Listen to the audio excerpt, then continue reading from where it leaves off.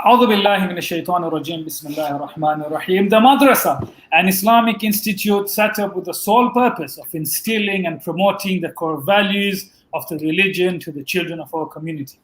Every week, 1,000 children prepare for Madrasah. Is it yet another opportunity to socialize with friends, or is it an hour of intense learning about faith? Do parents have to drag children out of the house, or are the children ever jubilant and excited to learn? As the children make their way to Madrasah, do the parents breathe a sigh of relief, or are they happy thinking that their child is getting closer to God? And as for the teachers, are they dreading 40 minutes of entertaining children, or are their hearts full knowing they have yet another opportunity to teach the religion of God and shape the future of our community? And this brings us to tonight's discussion: is the Madrasah an Islamic babysitting center or a platform for patriotic youth? And to discuss with me tonight, my panel is Shafana Baijesa, ALIHUSSEIN MOLOO, Head of Admin at Husseini Madrasa Boys Section. Shafana Baijesa is a teacher, but is currently in the capacity of a parent and will be representing the parents who send their kids to Madrasa. ZISHAN by KARIM, a very experienced and long-serving by at Husseini Madrasa Girls Section. Sanya Virani, a student at Husseini Madrasa Girls. Hassan Sharif, a student who almost completed Madrasa but had to migrate and therefore left at class 11. And as always, the Africa's finest, the pride of Ghana, and the Imam and the resident alim of Birmingham Jamaat, Sheikh NURU Muhammad. And on that note, Assalamu alaikum wa rahmatullahi wa barakatuh, and welcome, dear viewers, to tonight's program. Before we get to the gist of it, just a quick observation and a request. This is not a monologue. This is a discussion between the panel and those sitting at home or in the car or at your friend's house. We want to know what you think. Is the Madrasah an Islamic babysitting center? Do we send kids there just so the mothers and the fathers can breathe a sigh of relief? Or is the Madrasah the reason why our community has progressed so far than it was before?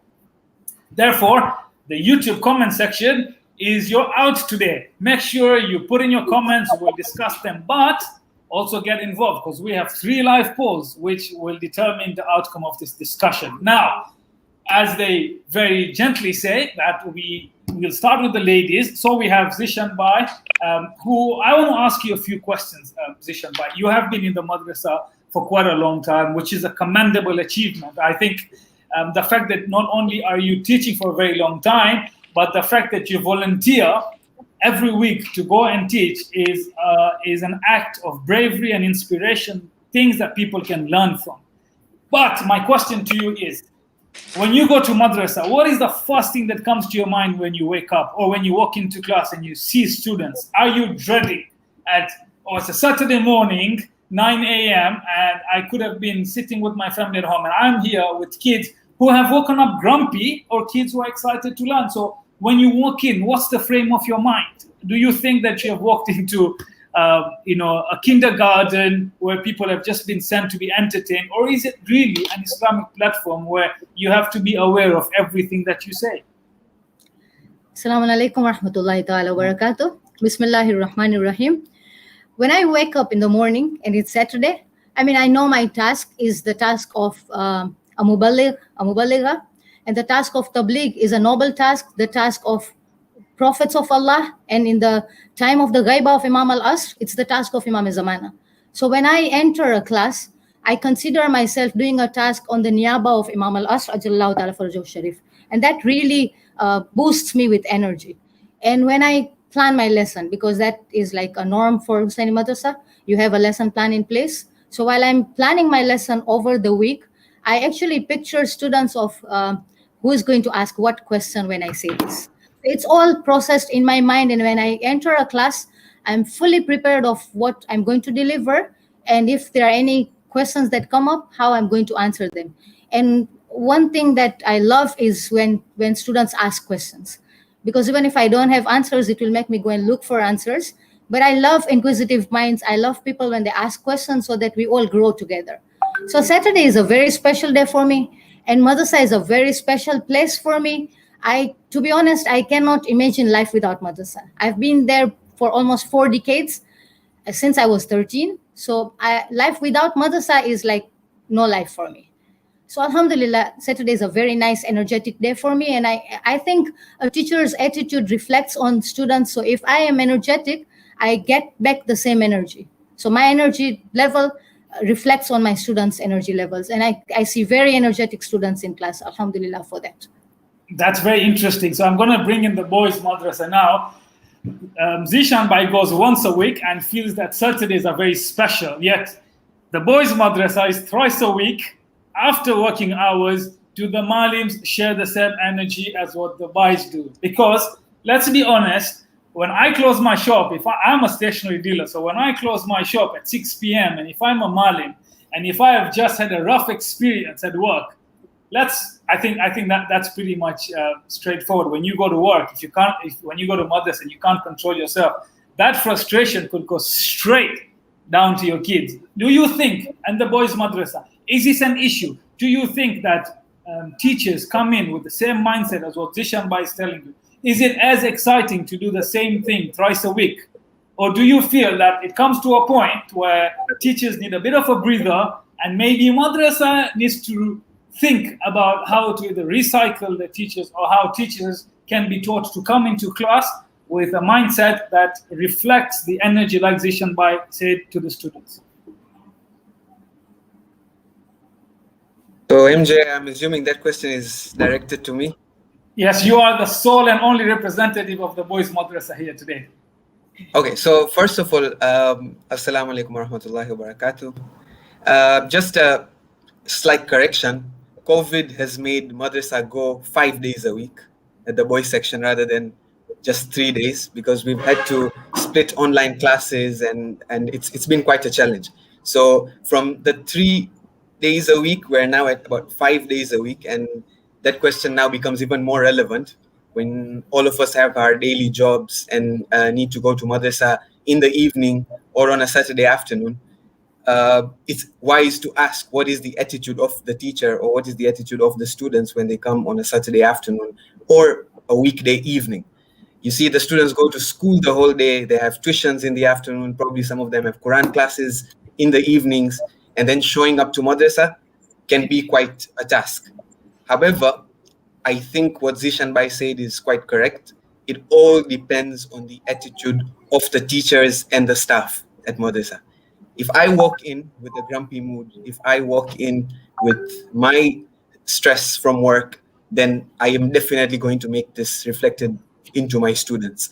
But when I enter class or when I'm at madrasa, and if I wear that smile, and even if your students are grumpy or if your students have had a long day, it's an amazing opportunity to interact. Like in the starting, you say that madrasa can even be a social institute where people are interacting socially. So these kids, our young brothers, need us when it comes to role modeling. We have to be role models, and the only way madrasa works is through these social interactions where we exchange ideas, where we exchange questions, answers. So when you say 3 times a week or even 5 times a week, it's amazing because the chance of interaction between the members of staff and the students increases quite significantly, and that reflects a lot. That's interesting. So I'll bring Sheikh Nur into this. Sheikh Nur, you obviously come from a Jamaat that has madrasa once a week. Okay, so let's bring this into context. Is it have you found it? Obviously, you have also lived in Africa, so you understand the gist of how everything works. I also understand that you used to fly from Durban, was it, to Cape Town every weekend on Thursdays to lead madrasa in Cape Town. So this brings me to the question: do you think that the same potential can be maximized and the same results can be achieved if madrasa is kept once a week, where everything is being understood? I mean, in Dar, the ladies' madrasa is once a week, and they seem to be doing okay with it. And ALIHUSSEIN saying that the boys' madrasa seems to be having a bit of a challenge, that they prefer it to be 5 days a week because maybe students are more interested. You have been on both sides of the scale. What is your opinion? Is once a week with intense effort put together better, or would you say that let's break it down into 5 different days and get it going? أحسنت. أعوذ بالله من الشيطان اللعين الرجيم. بسم الله الرحمن الرحيم. Assalamu alaikum wa rahmatullahi ta'ala wa barakatuhu. Once again, we give thanks to Allah for this wonderful opportunity to have this very important discussion. Tonight's discussion, as you know very well, my dear brothers and sisters, is about Madrasah. And of course, as you know, Madrasah is the backbone of each and every community. You can't, under any circumstance, imagine a community without Madrasah. And of course, as MJ mentioned, I used to live in Johannesburg and commute between Johannesburg and Durban. So the Madrasah was in Durban, and I used to fly there to help teach in Madrasah. To me, what is important, MJ, is the attitude of people. Beginning with the attitude of the parents is of great importance. No doubt we do have a parent within our communities who are committed to Madrasah. Yet you have good number of parents who are not committed. And if you look at your question, it's a very powerful question. Is it about babysitting or is it about building people? There are some parents out there, they send their kids to Madrasah just to have quality time. You will hear some people saying, you know, during the week, we are so much busy with our work. We don't have time. You have to drop them at school, pick them from school. You have to help them with their homework. Just send them to Madrasah so that we can have quality time, which is totally wrong. And of course, sometimes it emanates from lack of proper understanding of what Madrasah represents. And sometimes also really, it comes down to the commitment of the children. But as you know, children will only be committed when they are inspired by their parents and by the homes. And of course, sometimes also, it can also go to the management of our madrasa, whereby children are not motivated by the management or even by the teachers. And of course, not taking anything away from our teachers and management. They are doing absolutely fantastic work. But of course, to me, MJ, to answer straightforward, it's all about attitude. If the attitude is good and excellent, then it doesn't matter how many days our kids go to madrasa. They will get what they want. I've experienced different ones. When I was in Nairobi, it wasn't just once a week. But when I was in Durban, it was once a week or twice a week. Like now here in Birmingham, it's once a week. It's all about our attitude as parents, as teachers, and as management. If we have excellent attitude and we are all committed to task, we will definitely be able to deliver properly. And just to add something here, MG, I think it's important we all understand why madrasa. You know, sometimes I find some do not appreciate the need for madrasa within our community. I personally believe whether we have our kids who are madrasa goers or not, it is important for all of us to support the cause of madrasa. Why am I saying so? I'm saying so because madrasa is a place where the future of the beliefs of our children are built and made. Today we are all worried when we hear people questioning the beliefs that we've been having for many years as lovers and followers of Ahlul-Bayt. Let me give you a typical example. We hear Dua in Nudba is not authentic, for instance. We hear Shias are just doing gulu, exceeding the limit at an house. Where do we build our children to be able to withstand these challenges? Is it only member? No. In fact, madrasa is there to complement the member. And so it is very, very important for all of us to understand the need for madrasa. Times have changed and we need to go by time. So it's all about attitude and what we give our communities. I, for one, I don't look at madrasa as a place where the students go and they graduate and they go away. No. I want to see strong graduates from our madrasa who will be able to defend their faith as lovers and followers of Ahlul Bayt, who will be able to talk about the supplications of Ahl al-Bayt. This is what we are looking for. So MJ is all about attitude, irrespective of how many days children go to madrasa. That's interesting. So, ALIHUSSEIN, we have the question of attitude here, and the question that has been revolving around everyone's mind, which is what syllabus and tarbiyah do you use, which astonishes me that this is where we got to. But I want to bring in the parent, Shafana Bai. There is a question of parental involvement and the amount of support that and attitude the parents possess for kids to be able to get into the madrasa. You are a parent, you have 3 children who also seem to be going to madrasa. What is your challenge? Is it tough to wake up your child on a Saturday, which seems to be the only day after Friday that they get to rest, and push them to madrasa? Or do you think all that is achievable at madrasa is also achievable at home, maybe by calling in a private tutor, an Islamic private tutor, to teach them? Would that yield the same results? Why do you send your child to madrasa? What is your purpose of sending them there?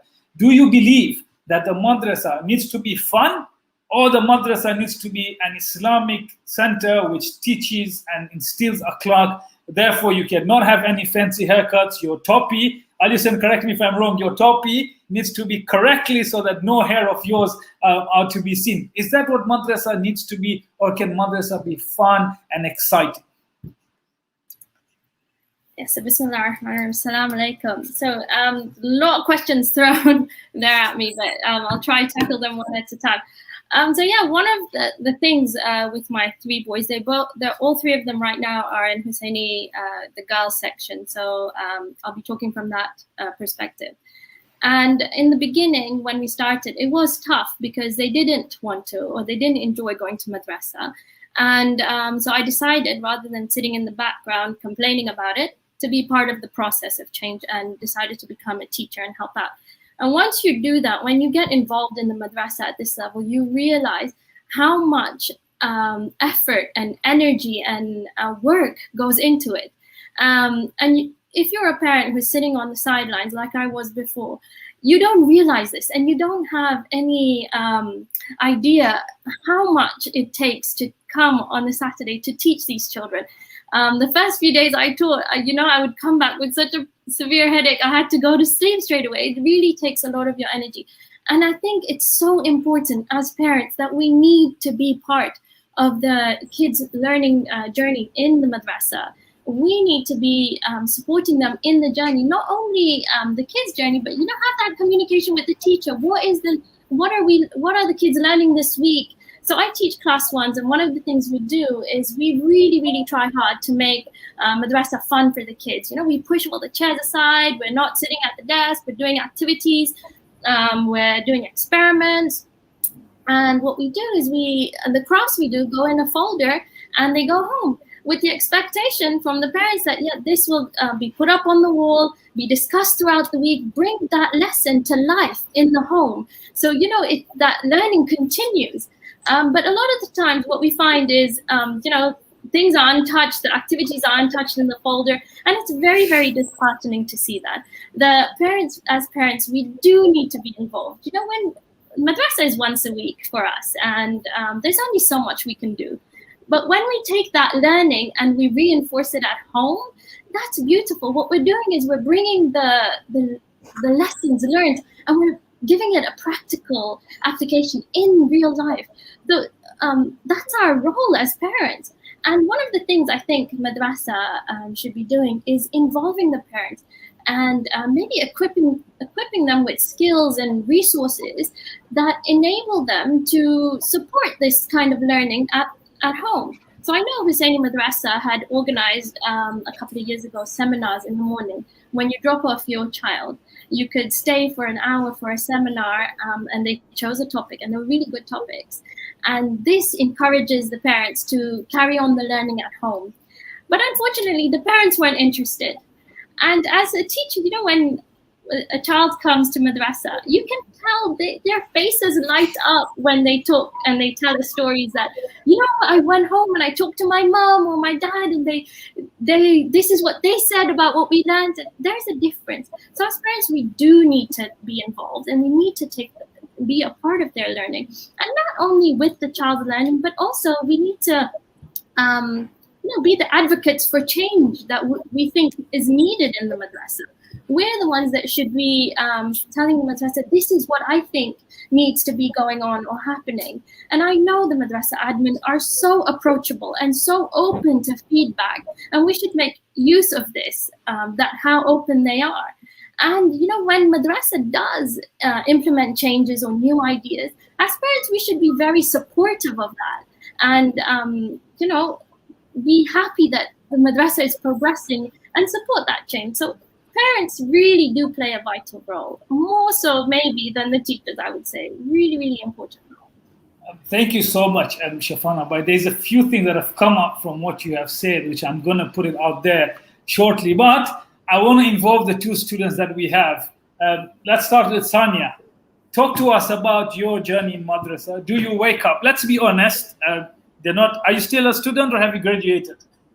I'm still a student. Okay, so ZISHAN has given me in writing that they won't have any disciplinary action taken towards you should you say something that they were not expecting you to say. But tell us, when you were told that you are going to start going to go to madrasa, did you ever wake up in the morning saying, I am so excited because I'm going to madrasa? Or were you excited, okay, I don't really want to go, but my friends who don't go to the same school as me meet me there, so that's the only place I can meet them? What was going through your mind when you were told, sign up for madrasa, and this Saturday you have to be up at 8 a.m.? Okay, so the thing is that basically it started with my parents. Madrasa begins from class 1, and class 1, we really don't have a say in what we want to do or anything.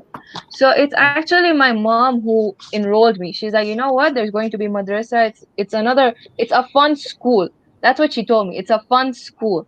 So I went with that mentality that, I'm going to go to a new school. I'm going to meet new people and learn new things. But when I got there, it was actually kind of the same thing. We did meet new people, new teachers. We got to learn new concepts. And then, slowly by slowly, now from class 1 to class 2, it becomes a routine. And then you're like, now I don't want to go. Now I feel lazy. You see? Right. So that happened. But then what happened is that my mom didn't let me stop. She's like, no, if you're going to school every single day, then you have to go to madrasa every single week. And so you see, this journey kept on going, and attendance was important at that time. Like it still is. So this attendance kept on growing, and because now you're supposed to go to madrasa, you're listening to the lectures, you're listening to the teachers. So either way, you will be inspired by anything that the teacher says. When you're inspired, it triggers questions that, okay, why am I supposed to be doing this? Okay, Allah is one. Why is Allah one? You see, stuff like that. They end up coming in. And, then when you get your answers, you feel like you're wanted in the madrasa. You feel like, they value you. They consider your opinions and everything. So it makes it feel even better to be going to madrasa day after day. Do your friends share the same experience as you do? It differs. Like you see, some of them come from the same school as me, so they would actually share, we're going to madrasa. Have you finished your homework? So you see, we end up discussing stuff, and it actually gets our bonding stronger. And then there are other girls who are in different schools.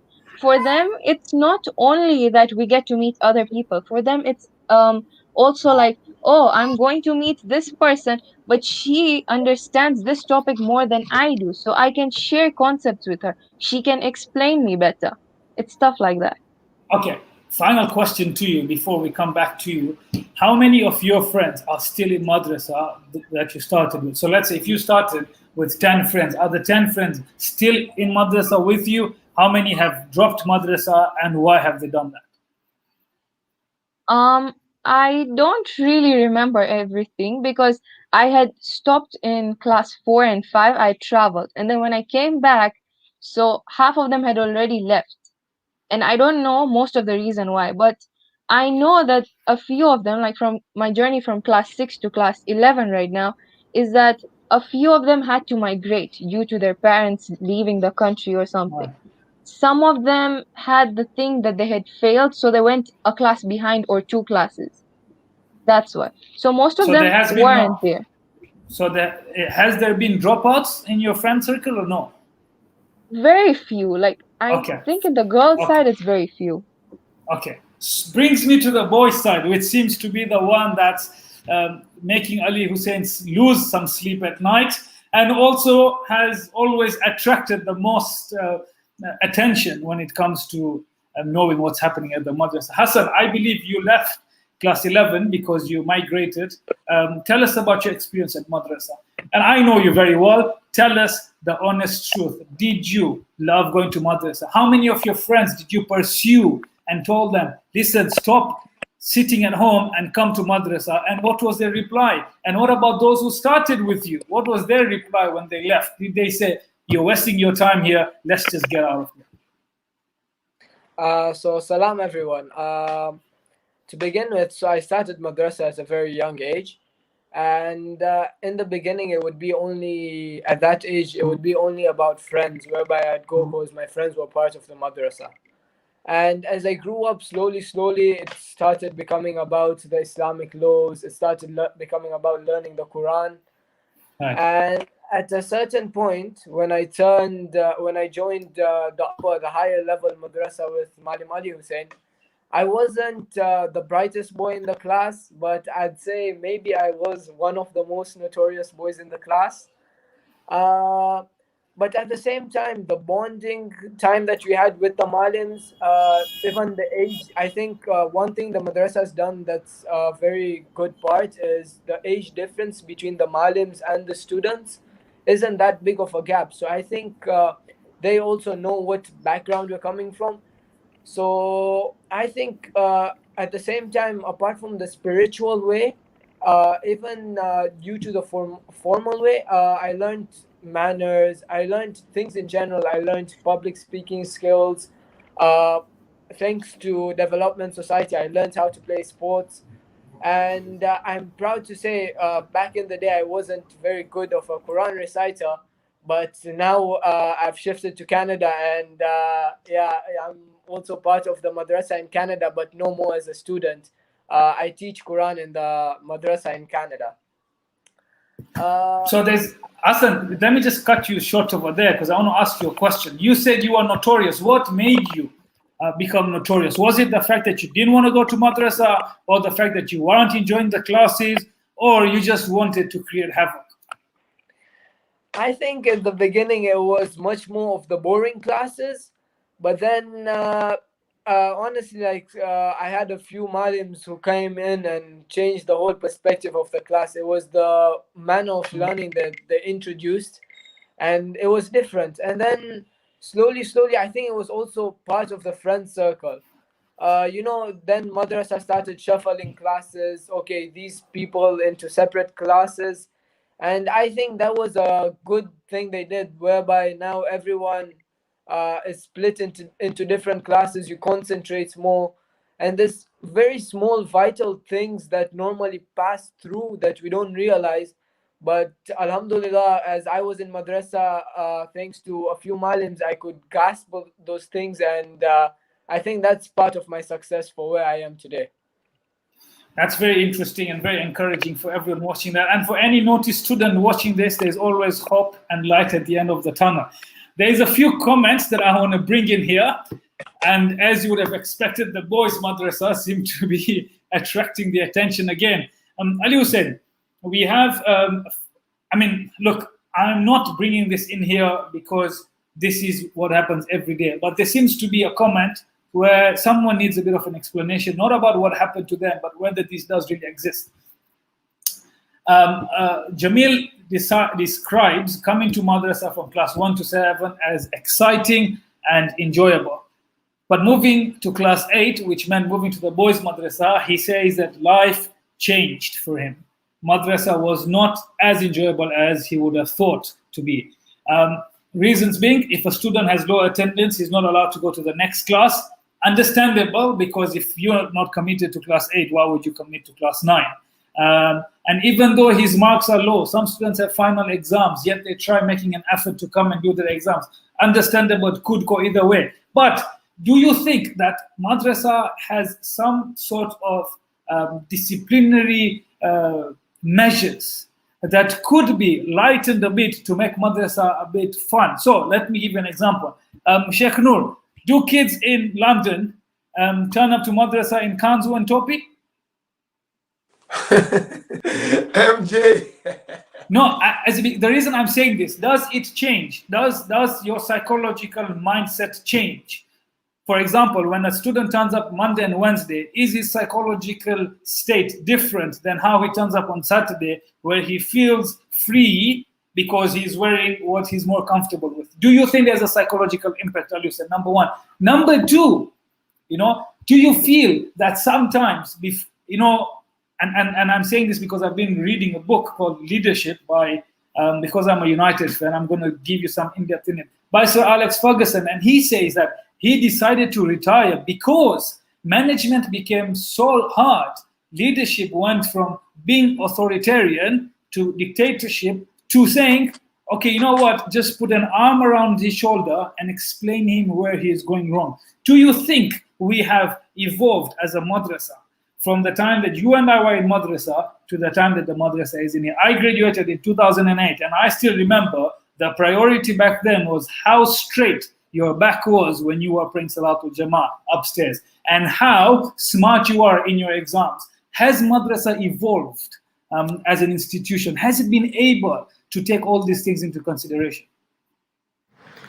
Okay, so I've been following the comments as well. Alhamdulillah, I have been part of the management of Husseini Madrasa Boys Section for the last 12 years. And I've seen the madrasa go through 3 to 4 different managements, and different ways of dealing with things, especially when it comes to discipline, when it comes to things like attendance or the namaz, or how the class is being conducted in its own. And you see, when the students come from the girls section, they're at the age of 12. And we all know the patch that students go when they're, especially boys, from the age of 12, 13 until they graduate when they're 18. I would say even medically, their hormones are all over the place. The adolescent years where things change a lot in a man's life.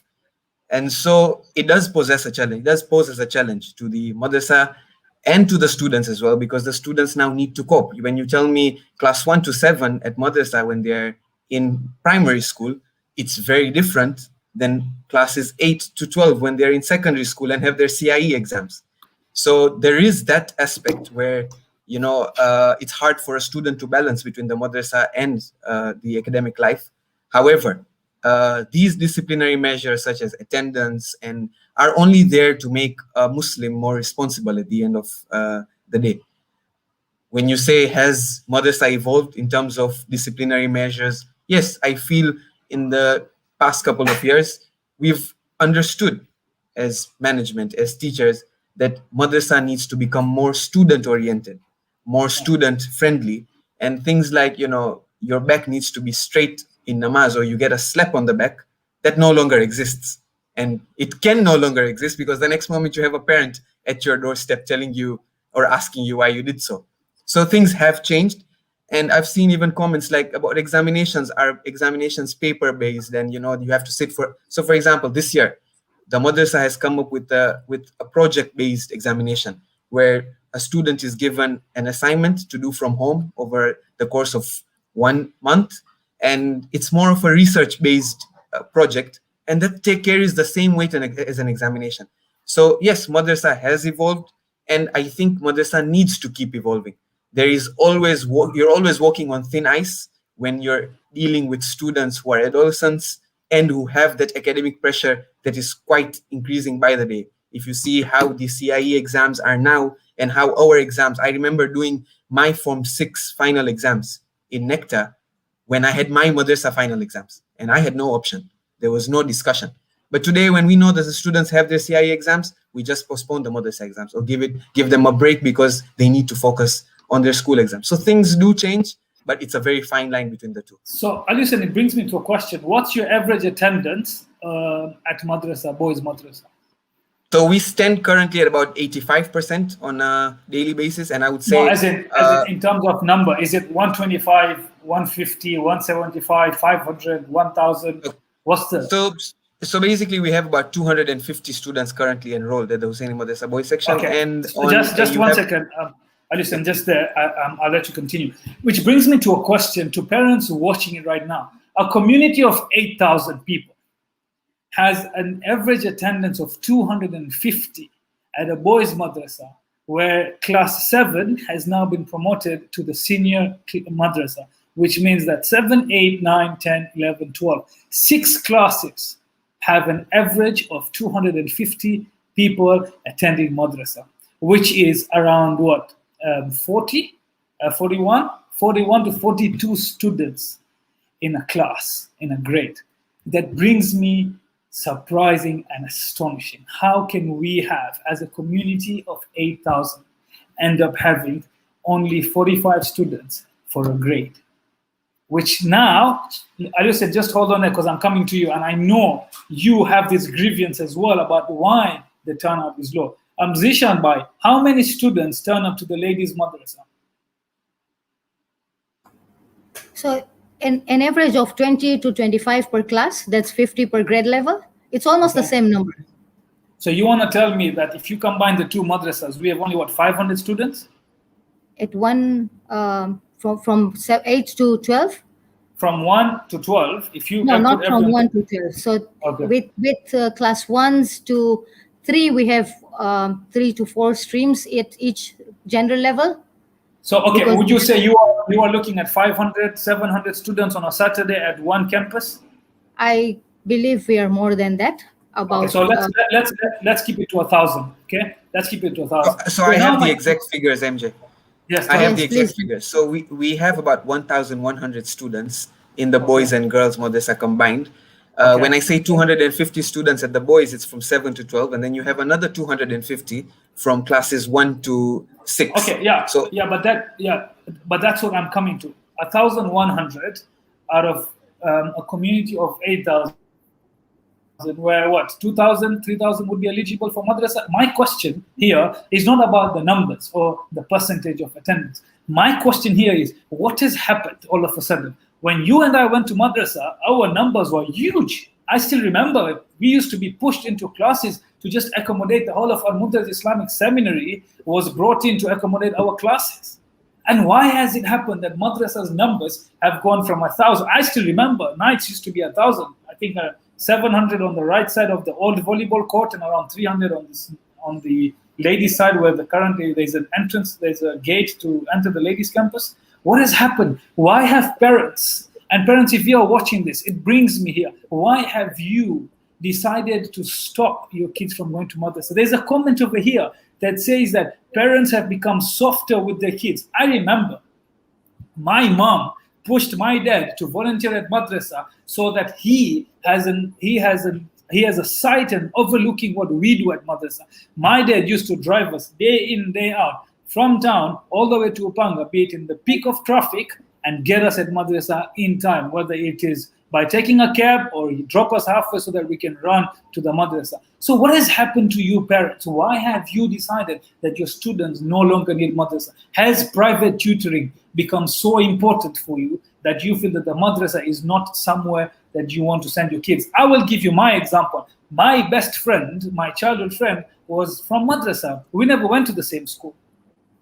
Until today, he's a very good friend of mine. I went to uni together, and till today, but that was because of the madrasa. What's happened? ALIHUSSEIN, tell me, do you think that there is something wrong from both ends? Look, there is no smoke without fire. So do you think it's because maybe the madrasa is too tedious for a child who wakes up at 7 in the morning, goes to school, comes back at 3 to 4 p.m., goes to tuition, finishes that, does his Quran class, sits in the car, driver drops him, so the parental connection between the child and the son is also missing. He goes to the madrasa, gets there, has just had his namaz done, and now he has to go through another class, having done 8 hours of schooling. Do you think that has an impact? You and I did nectar, no homeworks, no assignments, no clubs, no extracurricular. Do you think because the secular side has become so intense and the academic side has become more intense, is it contributing to the lesser number of kids in madrasa, or is it that the fact that kids just have now more free will than they ever had before? Okay, so I agree with you, MJ. I think the primary issue today that stands out is the difference in the academic pressure that we've had during our times and the academic pressure that's there today. It's all about priorities at the end of the day. I've seen students who go to schools with difficult curriculums. I've seen students go to schools like IST where they're doing their extended essays in the senior classes, and they have strict deadlines and yet do not miss even a single class of madrasa. So if you ask me, I would go with Sheikh Nuru's answer. It's all about the attitude towards madrasa. If it's about the madrasa's contribution to change, I feel yes, that has a role too.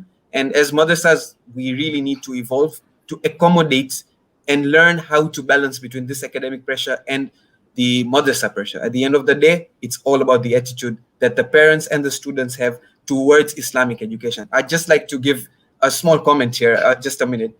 You see, since we're in the medical field, it makes a lot of sense that the madrasa is just like the emergency room in a hospital.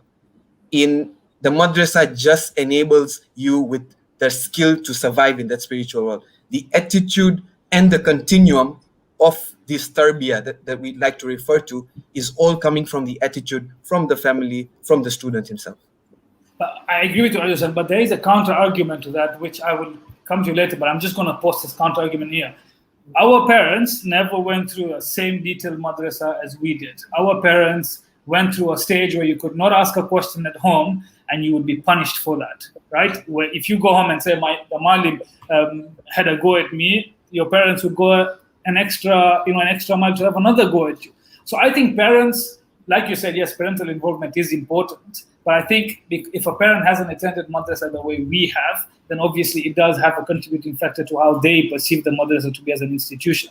Which brings me, Sheikh Nur, let's bring you into this. Talk to us about Birmingham. You seem to be having a fantastic madrasa going on, growing in numbers, exciting as ever. What is the contributing factor to that involvement? Do you think parents in the West are more caring about their children learning Islamic education than parents in Africa? Is it because parents in Africa are so secure and feel safe that their kid is not going to be exposed to any other issues, but the parent in the West is so worried and paranoid that in every step that the child takes, there seems to be a problem that the madrasa needs to help assist and solve? Yeah, thank you so much, MJ. I think this is a very, very important question. So where I'm sitting here in Birmingham, alhamdulillah, in fact, we do have waiting lists of students who are to be admitted. And we have sort of two madrasas, if you like, Saturdays and Sundays. And they are, alhamdulillah, packed. Children are coming. Now, the fundamental question here, MJ, is who carries the responsibilities of children's religious education?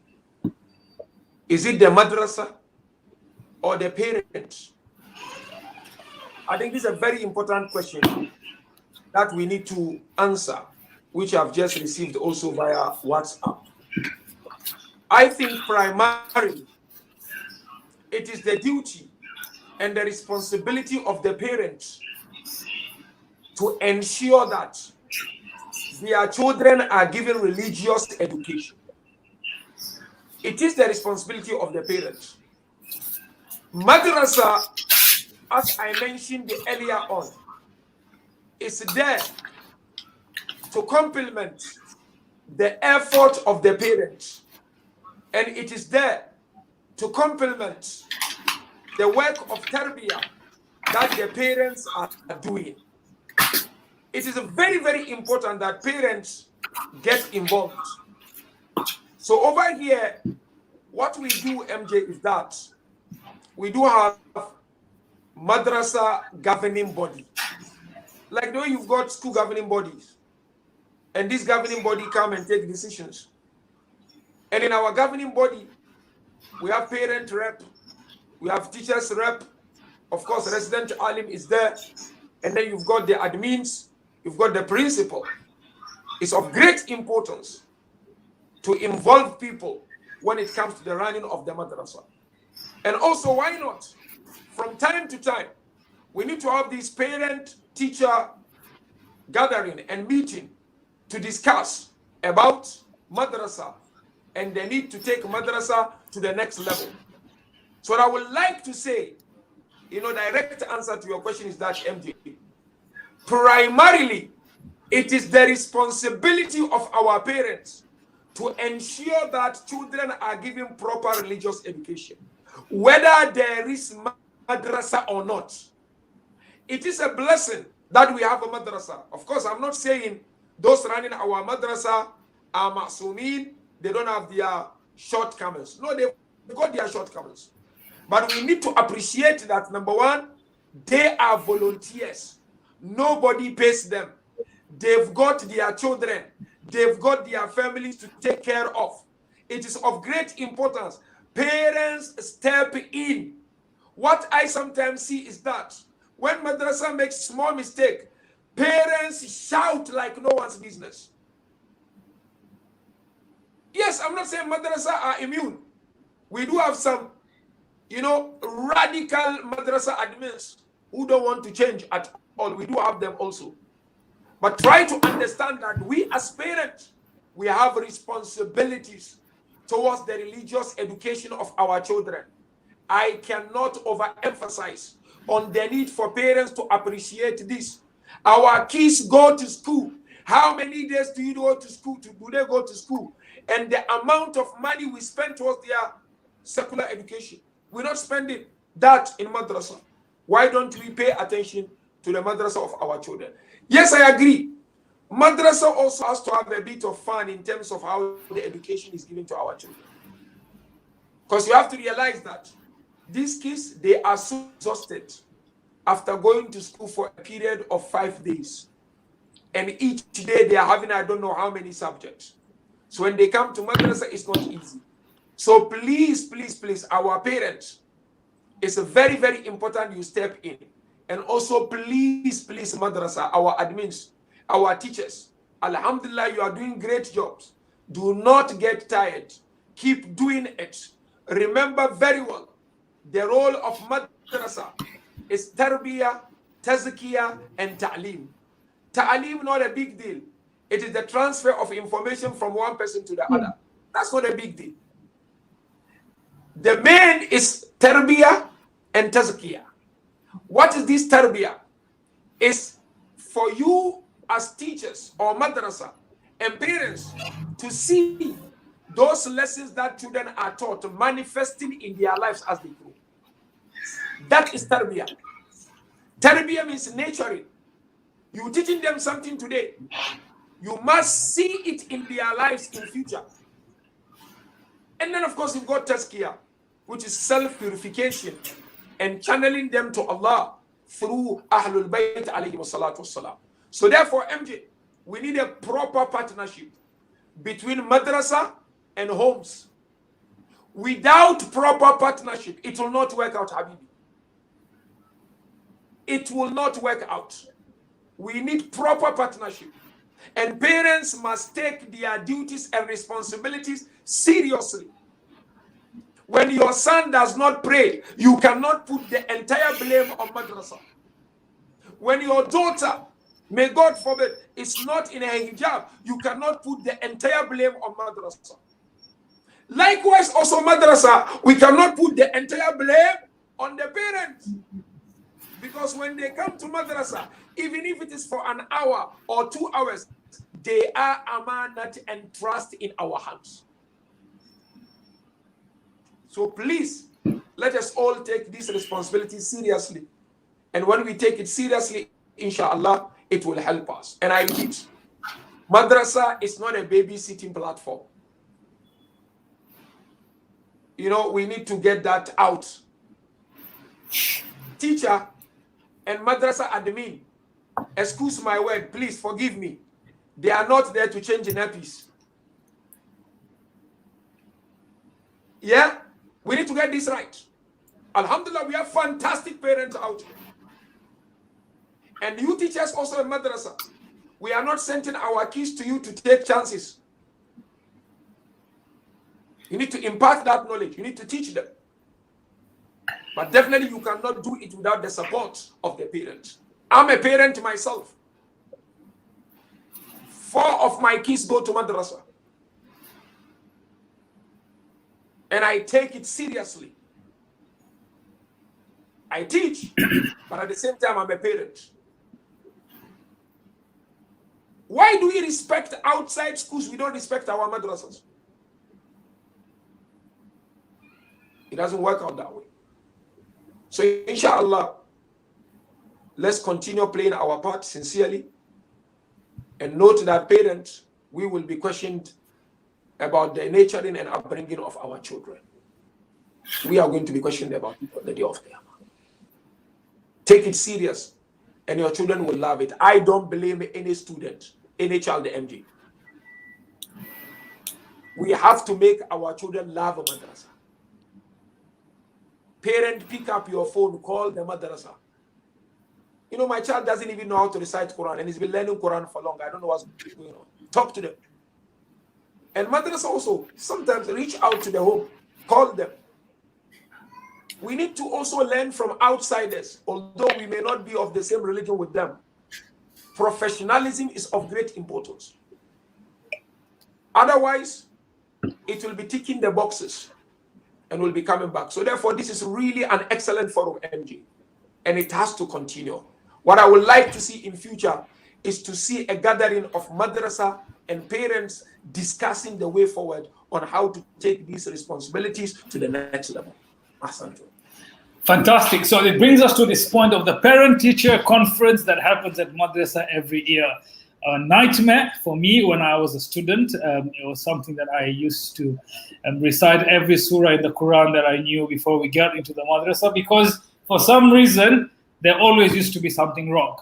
Hassan and Sania, parent-teacher conference. Do you think things can be done in a better way? Do you think instead of teachers telling parents what exactly is wrong with us or the student, is there ways where teachers change the approach? Was it a nightmare for you to go to a parent-teachers conference, especially Hassan, since you are such a naughty boy like you've admitted yourself? What was going through your mind during your parent-teacher conference? Do you think that Malims or Bais could have worded it better? Did it put you in trouble at home? Could things have been worded better? Let's start with Sania. Okay, so what happens is that this scenario of PTC does not really scare me a lot, because what happens is that I don't want to like show off or anything, but I'm like, you know, a good student types. So yeah, this is one thing that if I when I find anything wrong in the madrasa, or I think that there's something happening that is not supposed to happen, I voice it out. And our teachers, alhamdulillah, they're very supportive. They listen to us and they tell us on the spot. So like if maybe I'm talking a bit too much in maybe a lesson, they would be like, Sanya, you need to control yourself. Like there's a teacher over here. So I don't really find it very scary going for PTC. The only thing is maybe once in a while I might think that, you know, if they tell my mom that my discipline isn't good in case, then I'm doomed for sure. But usually that's not the case. And the teachers, they pretty much tell the parents what they tell us on our faces. So like there's no thing that we have to be scared, because we know the teachers very well. We know that the teachers will not lie or change the issue to our parents. We know that they will actually tell them the truth. They will tell them that, you know, your child is like this and this. And, you know, that's how they tell us in madrasa. That's how they conduct us, or they shape our akhlaq and behavior. That's interesting. Hassan, maybe you should learn a few things or so. That you need to be a good boy so that you have a better parent-teacher conference. Tell me, I'm sure you have been in trouble at a parent-teachers conference. We have all been there. We've all gone through it. Tell me your experience. Did you go back to madrasa thinking, that Malim, I'm now going to make life absolute hell for him? So I'm not gonna lie. Back in the day, we used to have a soccer pitch at mosque. So it would be my daily routine on Monday, Wednesdays, and Saturdays to go to mosque, play soccer, and then head to madrasa. Normally, I would be around 5 minutes late. My topi wouldn't be set up properly. So I think all this would be ticked down in the attendance. And then gradually at the end of the year, it would be presented to our parents. I think, according to me, there should be a daily updating system in the madrasa. I don't know if there's anything like that now, but there should be a daily updating system. Maybe, okay, today your son's late, it should be updated. Because I personally feel that all that pressure just goes and builds up, because sometimes it's a genuine reason. It's either maybe I'm late due to school or maybe I'm late due to traffic. But then it all builds up, and then during the PTC, your parents is told, okay, Hassan has a attendance of 75%. So normally, even if 5% was due to rain or due to genuine reasons, which would bring me to an 80, my parents would still be like, oh, Hassan, what have you been doing? And apart from that, I also think, honestly, I was very chilled with the Malims, because most of them were like Malim ALIHUSSEIN, Malim Ali Abbas. Most of them were partly like 5 or 10 years elder than me. So they also recently just came out of the same environment, so they knew what to tell the parents to avoid like a conflict between the student and teacher. But then we had those few elderly Malims that I wouldn't say anything wrong about them, because at the end of the day, they gave me very good education. But then I think their way of saying it was, okay, Tojo Chokro didn't do this very nicely and all. And then my dad would be like, oh, Hassan, you know, it's an elderly person and all that. So I think that would bring the blame. But in general, I'd always be scared of a PTC. I think there are much more better ways to do a PTC, daily updates, and I think different ways, but not wait a year long and then just remove everything on it. I think that's my side. That's interesting, though it rains 2% of the amount of time it rains in Dar. So I don't know where you got the 5% rain statistic from. That we need to do a bit of investigation. Let me bring you in, Shafana. There is an issue about teachers that's going around in the comment section. How quickly did you get recruited in the madrasa? Did you go through a process of signing up, going through a check? I think London have their own type of check that's done before someone enrolls into the madrasa. Were you given a briefing? Were you told how madrasa works? Was there a support document, seminar? Was there a qualification requirement? You know, and I think there's a question that says, if there were more professional teachers, and look, let's not get emotionally carried away into this. Let's have a logical, open-minded conversation. Being a volunteer is not easy. To be able to take that stand and say that you're going to do something for a community when you could have done something else for yourself or your family is difficult. It's a very difficult decision to make. Let's be honest. But do you think by the recruitment of professional teachers going through a teaching course that allows them to become professional teachers, for madrasa teachers to go through a vigorous process of checks, of ensuring that they are able to do the teaching, are they comfortable with the kids? Are kids comfortable with that? Did you go through that process? If you didn't go through that process, do you think this process needs to be implemented? If you did go through the process, how vigorous and difficult was that process? Should the process be eased, or should the process be made more difficult? All right, so when I first started teaching, I actually started teaching in the Saturday workshop in London. And there it was totally voluntary. We would come in and just start teaching. And if there was any issues or problems or a lesson that I didn't know how to teach, there were loads of people there to help and guide, to help me do that. Here in Dar es Salaam, what happened was I was recruited and asked to help out in the madrasa. I do know that they have a training process. I don't know how often this goes, but I know it's got different stages, and ZISHAN will probably be able to tell you a little bit better than I can. There are different stages and levels. But since I've joined, I've taken it upon myself to do a private teaching course, which I think is very important. Like our teachers, as you say, need to have this kind of background to be able to do the best that we can and equip ourselves with the skills to tackle certain issues. And I have to commend the Madrasah. They always have a continual development going on. We have, after Madrasah, sometimes we have people coming in to train us. When this pandemic happened and we had to go online, they organized so many courses for us to improve our skills and things that, you know, we would never have done otherwise. So the training and the stuff is there. It's about how it's all voluntary though. So it's about how the teacher wants to take that forward.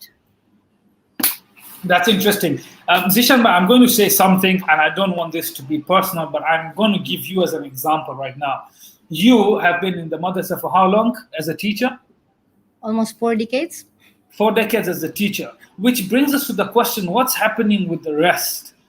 Why can't we have people learning with Zishan Bhai, people who can help Zishan Bhai, people who can come in and take her position so she can do better things from the top? Look at it. I know you have recruitment policies where you hire teachers and you do volunteer, but there has to be a psychological impact when you walk into a class and you look at a young teacher trying to teach something and you have an elderly teacher overlooking that process. I think it adds a lot of checks in there. So do you think, Zishan, I'm not saying you are in the madrasa because there's lack of teachers, but I understand it's your passion. But overall, when I was in madrasa, we had teachers, the youngest teachers to the oldest teachers. And I found the oldest teachers to be more wise and they had more detailed explanations, but the classroom didn't share the same thought process as myself. I know students who would run away as soon as an elderly teacher was about to walk in because they felt that there was no connection between the two. And again, look, when you are elderly, there's only a limit on how much you can change with the current situation. I mean, that's the reality psychologically. You have been brought up in a certain way, and these things that you believe in, to change thought processes is difficult. Do you feel that parents would appreciate if the students had teachers that they can relate to? Or do you think that the madrasa is such an open space for people to come and explore the opportunity of volunteering to become teachers, so it eases the path for them to become teachers in schools? What is your challenge as a teacher? Lack of volunteers, young teachers, or do you feel that you have to do this because it's your passion? So I'm there because it's my passion, and thank you for giving me the honor of being an elderly. I have actually undergone training, Teacher Skills Practice Program by MCE, and I'm a facilitator there too. So as Shafana was saying, we have a teachers training session over 2 days, and then MT1 to MT5 over at certain intervals, and then you validate teachers once they complete their journey. So I'm a facilitator there. And so if I'm a facilitator, I need to practice before I put it out, because the Quran says, Lima taqulun ma la taf'alun. So I need to put it into practice, and then I can assess people, and then I can train people. So yes, teachers may be elderly in age, but the teachers that we have there at Madrasah, and the way they have been placed, they are all people who the students can relate to.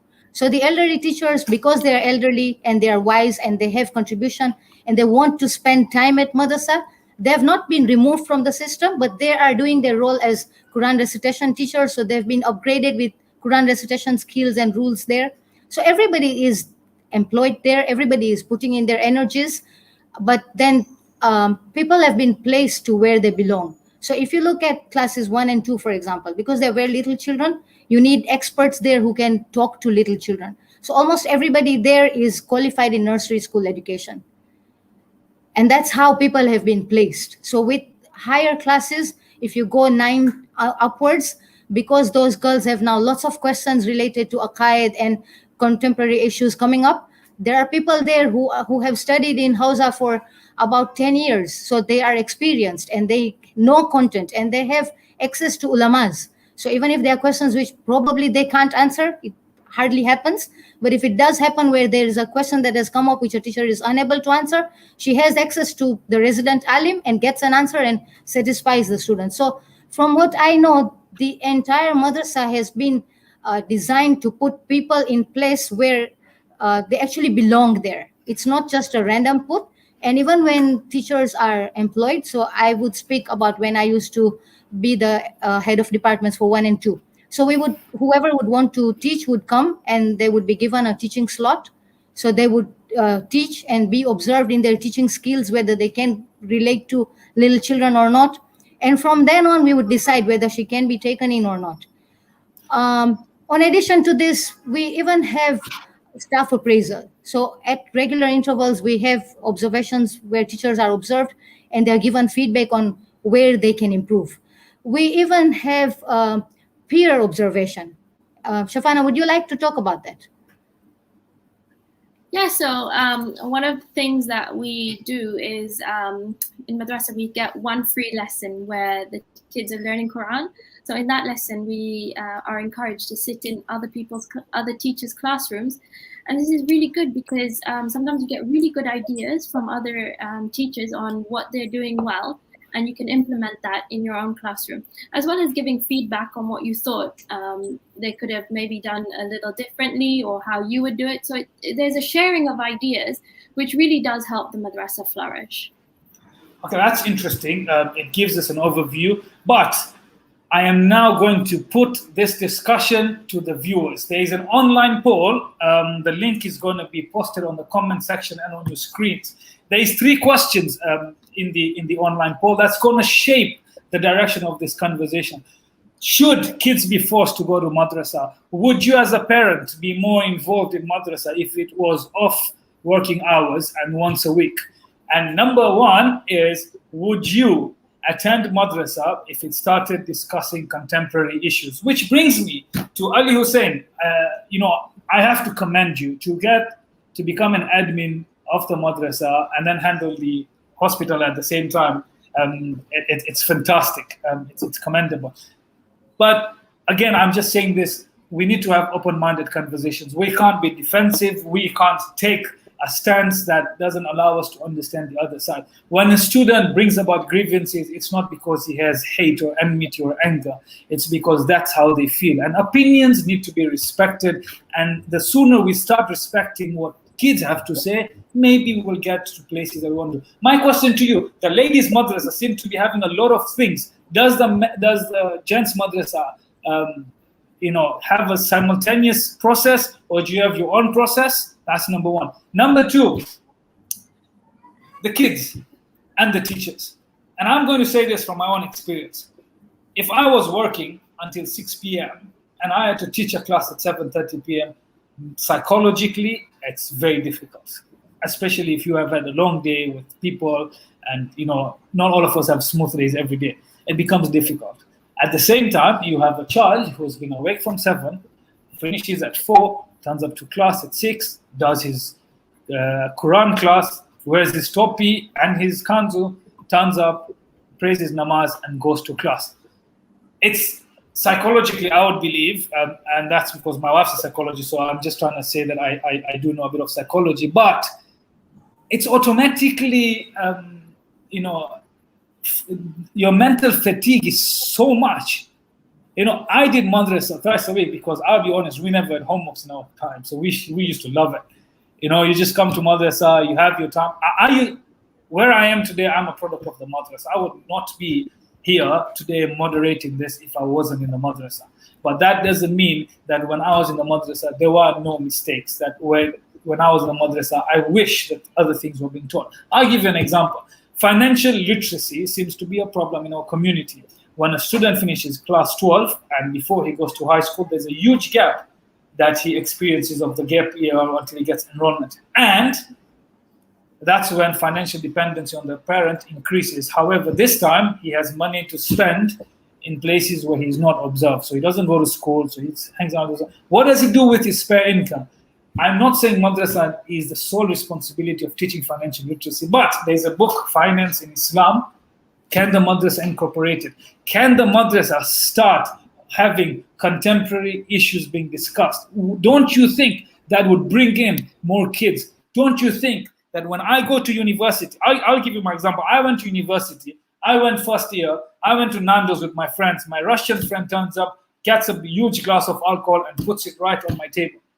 The question I have is, he didn't ask me, was Imam Hussein born on the 3rd Shaban or 4th Shaban? Look, again, I'm not saying this should not be taught. This should be taught, okay? But I was not taught how to deal with this because my parents never went to university. At that time, there was no British university. So I wasn't taught how to deal with that, okay? But I did have my own research. I told him, listen, straight up, I can't have this on my table. Either you have this on your table and I'm leaving, or you take it off the table and we will have a meal together.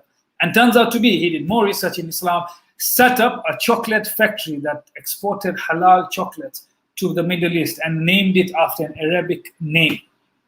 But how many students have the ability to do that? How many of us go to college, university, faced by numerous challenges, whether be it holding, shaking the hand of the teacher, sitting in a class with his music being played, taking instrumental music as a class, alcohol on the table. These are issues. Do you think it's time the madrasa focused less on all this dinyat and Islamic history? Yes, those are important, but don't you think it's time you also have a class that focuses on contemporary issues and how to deal with the outside world? Okay, so MJ, basically your first question when it came to the comparison between the activities that are being done at the Husseini Madrasa girls section versus the boys, there seems obviously to be a challenge with the working schedule, especially of men, like you said.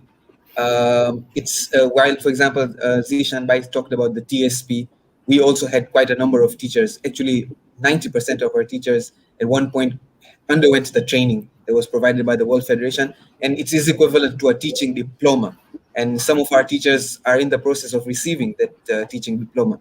However, when it comes to these sessions, like the trainings on a regular basis or meetings, we do have peer-to-peer observations sometimes, but it does pose a challenge when it comes to full-time working men versus people who have more time. And I don't know, maybe with the teachers at the Husseini Madrasa girls section being free on a Saturday morning and being able to spend that fresh morning with their students could be very different to someone who's worked the whole day or who has a full-time job, who has family responsibilities, and then coming to madrasa and teaching the students. There is a challenge there. However, there seems to be a vacuum, a gap, where we do not have enough teachers who have been employed or at full-time basis. Like you said, it's a voluntary institution where you have teachers being as volunteers. But is it time maybe we move into teachers who are fully qualified and fully dedicated to the madrasa? That is something that needs to be explored as a community, as a madrasa, as a jamaat, holistically. So yeah, there is of course variances when it comes to the activities that are there between the HMGS and the HMBS, but we really try, and I think that the Tabligh board that is there currently is really working hard to bridge the gap between the two madrasas so that activities run simultaneously, and we're yet to see the effect of that. In the your second question, when it comes to contemporary issues, I think over the years, with the type of teachers, for example, we have 7 or 6 teachers who are medical professionals at the Husseini Madrasa boys section. We have a psychologist. We have teachers coming from different departments, including HR. So, for example, I'll give you in class 11, there is a module on critical thinking. The entire module teaches you not about 5th Shaban or 3rd Shaban. It teaches you those skills that enable you to become a critical thinker. And Malim Hassan Dewji does an amazing job when it comes to teaching this subject, and you will see this reflect to the students immediately. And that's one of the classes they enjoy the most. So we have these areas where we try to expose the students to these life skills such as critical thinking, but I do not disagree where there is yet more to be done when it comes to these topics. Over the years, a lot has been included in terms of contemporary issues, addressing contemporary issues, but maybe with more, with more experience as we grow, there will be more involvement, inshallah. Alison, let me ask you a question. Do you find it feasible? I'll keep going back to this question because it keeps coming up. Do you think once a week would be more effective, especially for the boys, especially for the working Malims? Look, I have a lot of respect for Malims who drop everything and come to madrasa and get things done for us. I still remember some instances in class which resonate with me till today. Do you think, as the head of admin, do you think it might be time to think and consider this and make it more, engaging for people? Number one. Number two, in terms of your principals, in terms of those who head the madrasa, do you think it's time to hire people from an educational background? I'm not saying that those who are there right now are not fit enough. My question comes, will someone with an educational background have more of a covering for the blind spot that we have currently? Do you think that's doable?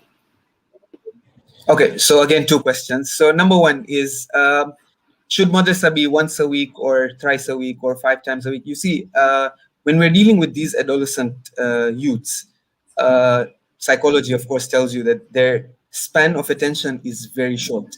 So 20 minutes, 30 minutes into a class, you see the attention, moving out from the teacher immediately. And the teacher needs to keep on engaging them constantly. So having 4 sessions or 5 sessions on one day versus breaking them down over a few number of days, I think has an advantage, has a benefit compared to clumping up all the subjects together in one day. That's one. Number two, the essence of having madrasa on the weekdays actually is to incorporate the namaz session, where we have Maghrib and Isha namaz prayed as Jamaat, followed by few fiqh masail discussions on the namaz rulings, where you see that when students pray the namaz, actually during the namaz time in a Jamaat environment, it enhances that, feeling towards the salat. And you will see students take things more seriously during the question and answer sessions, where they're not comfortable with some rules and they will start asking you questions immediately. So I think the namaz session, the involvement of having Maghrib and Isha Jamaat Salat on the weekdays, followed by a session of 45 minutes, makes a difference rather than having all these subjects put together. That's, of course, my personal opinion. Your second question, when it comes to involving educationists, I totally agree with that. Counselors, educationists, these are people that need to be part of the madrasa system. It is time we move out from the cocoon where we're not going to address these contemporary issues, the personal issues that these students are facing. We need to involve educationists. We need to involve counselors so that there is that one-to-one attention given to the students, rather than a Jamaat namaz where a sheikh is talking to 200 students at one time. So times have changed, things have changed, and yes, educationists, counselors, psychologists play a very major role in the management. I agree with you, but I seem the ladies' madrasa seem to disagree with you. Dealing with adolescent kids, they seem to be doing it once a week and seem to be doing really well. And I'm very impressed with the peer programs and everything. I'm not saying that if it was my way, I would have madrasa every other day. Not because I find it very good to get people into it, but because going to madrasa has its own benefit in terms of the Islamic environment that you enjoy and all of that comes with it. But I personally feel it's time to rethink the process. Look, ALIHUSSEIN, I'm saying this again, 250 students in a community of an eligible, in my opinion, 1,000 youths or maybe 800 youths, there's something that we need to work on. You are doing a fantastic job, and I'm sure people who have worked with you closely and have come to PTCs will understand that the hard work that's been put into the madrasa. Sheikh Nur, you seem to be agreeing with quite a lot that's being said. You, as an individual, as a scholar, when you go into a classroom, there seems to be, look, and I'm saying this right to you, I feel more comfortable picking up the phone and saying, hello, Sheikh, I have this concern, how do I deal with it?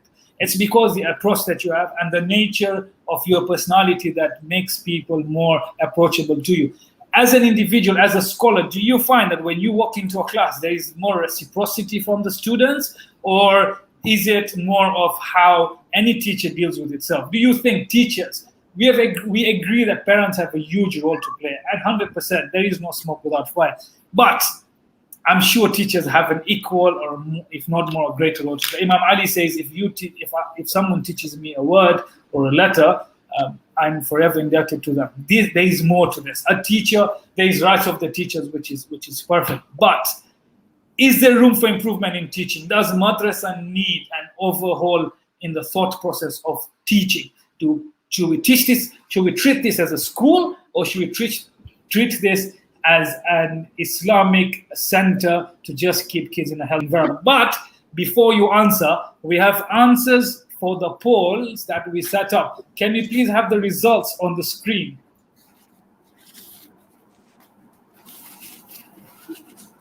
I think the person responsible for this is not very happy with the results of the poll, so he's taking their time to put it on the screen. Sheikh, let's come back to you. The overall process in teaching. Teaching has changed. Students have changed. Do you think teachers need to take an equal amount of responsibility and, to an extent, blame to say yes, things need to change and we have done it? There we go. How often would you be willing to attend madrasa if contemporary issues are being discussed? Once a week. And you know, democracy is the power of people. This is what people are talking about. Once a week. Question number 2. Would you consider getting involved in the madrasa if it was not during working hours and once a week? There we go. The result is on the screen. Parents are ready. Sheikh, I think we have the poll. Parents are ready. They are ready to join the madrasa, but they have, should a child be forced to go to madrasa? Yes, I agree. Yes, a child has to be forced to madrasa. There is no compromise in Islamic education. You have to agree to it. Whether you don't want to send your child to school, you want personal tutoring, that is fine. But you cannot come up with the excuse that your child does not deserve madrasa. Let's go back to the results of the second one. Media team. Sheikh, this is where I'm coming to. Parents are ready to get involved. Madrasa hours are not catering enough for them. So that's what I'm saying. Teaching has changed. Students have evolved. Is it time to rethink the process? Is it time for teachers to accept that they have an equal part to play, or to an extent take blame that maybe they didn't evolve in teaching? When I was growing up, our classes had no projectors. It was right over on the blackboard. 2 years later, there was a whiteboard. 5 years later, there's a projector in every class. Do teachers need to change their approach? Is it also a contributing factor towards where the madrasa is heading?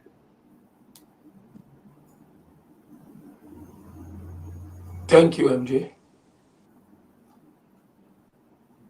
Should I go on or wait? Yes, go on. It's yours.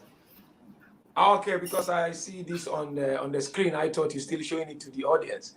No, definitely, MJ. I think it's important for us to realize that the success of education or teaching and learning is dependent on certain factors. And before, of course, we emphasize on one factor, which is the parent factor.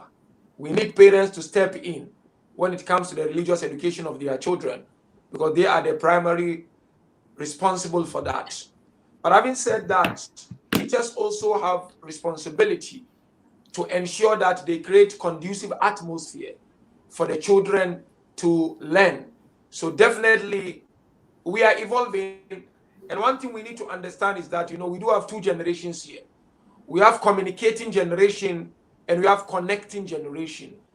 The current generation, they are connecting generation. They are not communicating generation in the sense that they have to meet each other to talk. No, they're just connecting through whatever means possible. And we do have so many challenges in our communities, as I mentioned earlier on. Where do you get our children to be taught, if not all the answers, but some of the answers of the challenges that our kids are going through? I personally, if you ask me, from home, it has to be in madrasa. There are so many challenges out there that our kids, after madrasa, they go to school, they go to uni. If we do not teach them at madrasa, the moment they go to uni, it will be very, very difficult to bring them back to be able to impart those knowledges on them. Typical example, we've got challenge of LGBTQ, whatever you call. It's a challenge. Do you want to run away from it? Shawariaki, go run away from it. Do you want to fold your arms and say, no, we don't have any challenge about this, it's fine, okay, cool? No. Where do we teach them? Home and madrasa. It's very, very important. And not only that, as I mentioned earlier on, today some of our youth are faced with the challenge of the supplications they go through. Some scholars are telling them those supplications are not authentic. Others are telling them the supplications are authentic. Where do we go from there? It is very important.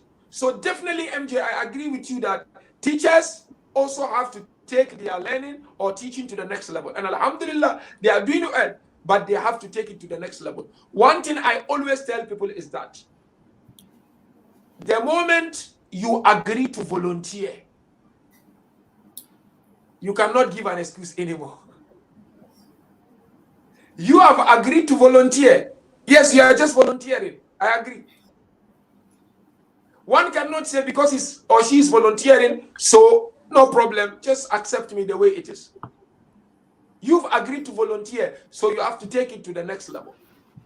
And I personally believe our madrasa need to take their text to the next level. Some madrasas have done well, some need to take it to the next level by the usage of PowerPoint presentations, making sure the class is, up to standard. Because some of our kids go to international schools, go to private schools. They are exposed to unbelievable environment of teaching and learning. So we need to make, it very attractive. I know we are trying, but more room for improvement. And when we do that, I believe the children will like it. Okay, you ask me personally, I teach.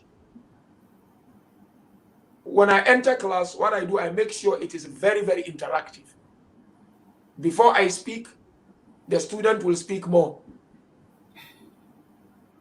So a teacher has to always upgrade himself. I'm happy to hear from ALIHUSSEIN and of course, ZISHAN Auntie, that the madrasa is trying to upgrade the teachings of the student and of course the skills of the teachers also. So yeah, we need all to take it to the next level, MJ.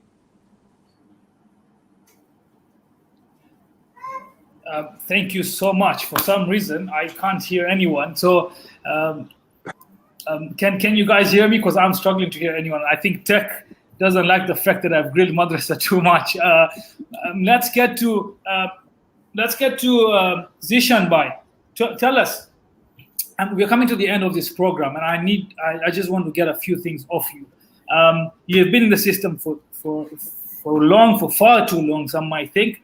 Tell me your biggest challenge, your biggest achievement, and what do you think the madrasa needs to do? Let's leave the parents aside for now. They have had their fair share of being told what to do and what needs to be done. What does the madrasa need to change? What is it that the madrasa can do and should do to attract more children? Okay, I like what Sheikh NURU said. You're a volunteer, and because you have volunteered, now everything that needs to be done is like incumbent upon you. It's like the phrase of La ikraha fid din. You have decided to pick a deen, and that is being a teacher in madrasa, and then the entire job becomes your job. So thank you, Sheikh, for that powerful reminder. I think all teachers need to keep that in mind, that we need to give in our best.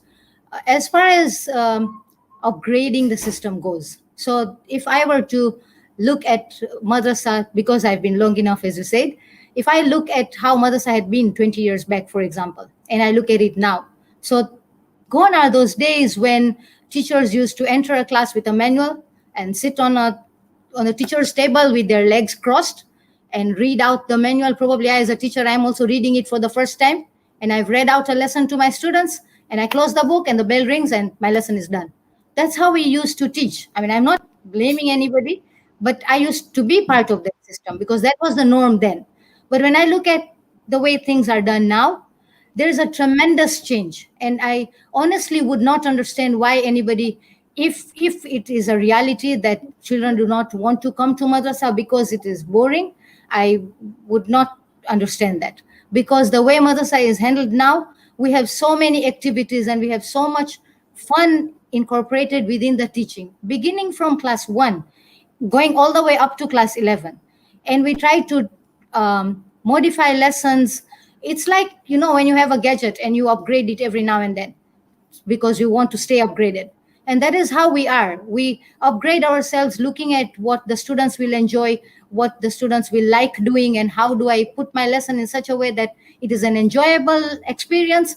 So the tarbiyah, tazkiyah, and ta'lim are all done together. And when a student leaves, they are going home happily, looking forward to coming back next week. So that is what our struggle is all about. And sometimes it is challenging when students have not gotten up in the right mood or what. but it's not such a big challenge because things are continuously moving. When you look at the contemporary issues, and because we are a once a week institution, sometimes it's hard to do everything that you want to do on once a week institution. So what we try to put up supplement stuff so that a student gets what he or she is required to get. And yeah, we have formed WhatsApp group of students at the graduating class where we share stuff. They ask questions, we answer them there, so they don't need to wait for a Saturday in case something comes up in their mind. They can just post it on the WhatsApp group. The students contribute, they try to answer for one another. We bring in our answers and we make sure that the students are satisfied with the answers we give. On top of that, we've even had a private room in ask.org, thanks to Brother Hassin for giving us that facility, where we have enrolled all our students. So because it is not possible to do everything on campus, we use other areas also. So everybody is there in the private room, and whatever extra stuff we have, we share it there, and then the students are free to share their opinions. And as Sheikh says, yes, we need to upgrade ourselves, but that might take a long time. So what we do is, because everything is out there, if there is some wrong person speaking something, alhamdulillah, there are people combating that, and right information is also there. So what we do is we look for correct stuff, short videos, and post up and ask students to watch and then have discussions. So, and then something like ask.org is such a big forum where they can ask their questions. They are exposed to so much.